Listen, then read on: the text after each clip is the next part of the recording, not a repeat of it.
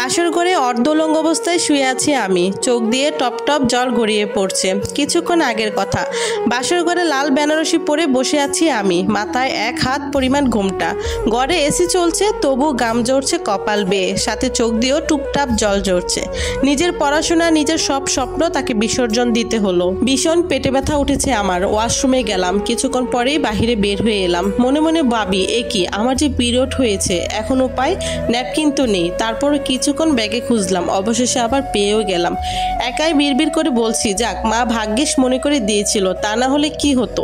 কিন্তু এই অবস্থায় এই ভারী কাপড় পরে যার কতক্ষণ থাকতে হবে কে জানে। পেট ব্যথার কারণে তো থাকাও সম্ভব হচ্ছে না। মুখ বেজার করে একইভাবে ঘুমটা দিয়ে আবারও বসলাম আমি, কিন্তু মানুষটা কোথায়? অনেকক্ষণ তো কেটে গেল। আমি হঠাৎ ঘড়ির টিং টিং আওয়াজে আওয়াজে ঘুমটা তুললাম, পর্যবেক্ষণ করে ঘড়ির দিকে তাকিয়ে দেখলাম রাত 2টা বাজে। এবার আমি খুব বিরক্তি নিয়ে উঠে দাঁড়ালাম। পেট ব্যথায় আমার যেন জানটা বেরিয়ে যায়, তাই ব্যাগ